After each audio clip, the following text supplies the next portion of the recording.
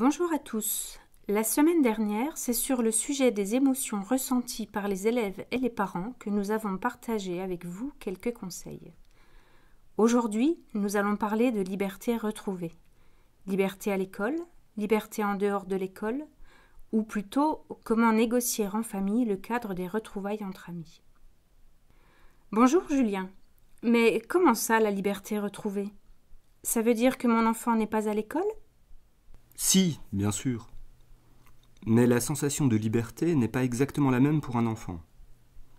Le propre du mineur, c'est d'être toujours sous l'autorité d'un adulte, que ce soit un parent, un professeur, un surveillant. Or, cet adulte est là pour lui faire respecter des règles, auxquelles l'enfant n'adhère pas forcément. Le principal obstacle à sa sensation de liberté sera sans doute le parent, qui est l'adulte avec lequel il passe le plus de temps durant ses premières années. Le retour à l'école est donc un retour à une certaine liberté. Une liberté cadrée, en milieu scolaire, mais beaucoup plus grisante dans l'entre-deux des trajets et activités qui ne relèvent ni de l'école, ni de la maison. Et pour aller plus loin, pourrait-on dire qu'il fait n'importe quoi lorsqu'il n'est pas surveillé? C'est exactement cela. Mais n'avons-nous pas fait de même lorsque nous étions enfants? L'enfant aura tendance à faire n'importe quoi pour un regard d'adulte, mais précisément parce qu'il est un enfant. Comprendre qu'il faut des règles, et qu'il faut les respecter, même quand on n'en a pas envie, c'est être adulte. Et honnêtement, combien d'adultes, pour ne prendre que cet exemple, se conforment toujours strictement au code de la route? On ne peut donc guère s'attendre à plus de rigueur de la part d'un enfant, parce qu'il ne le peut pas. De plus, nous n'avons pas les mêmes priorités.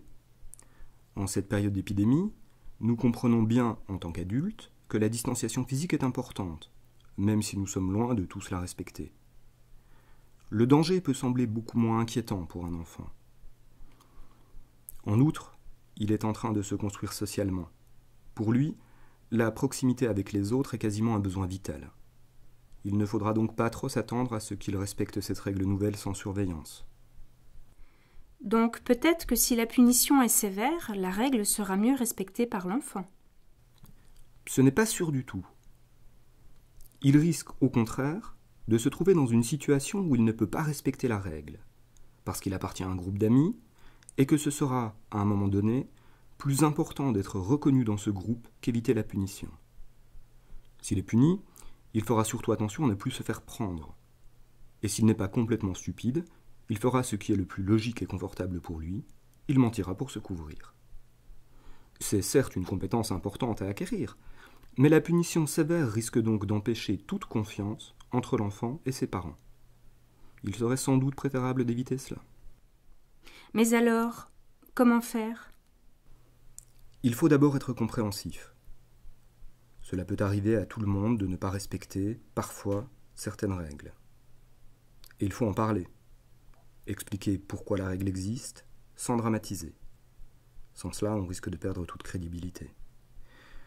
On peut expliquer quelles règles ne doivent jamais être contournées, et ne pas hésiter à lâcher un peu sur d'autres, moins importantes. L'idéal, ce n'est pas un enfant qui respecte tout le temps les règles. Une telle créature n'existe pas. C'est un enfant qui dira quand il ne les a pas respectées. Et il ne pourra le dire que s'il sait que la punition ne sera pas disproportionnée, et que s'il a confiance dans la personne avec laquelle il parle. Et cette confiance se construit dans le dialogue. Merci pour votre attention et à la semaine prochaine. Nous parlerons alors de la gestion des désaccords au sein de la famille.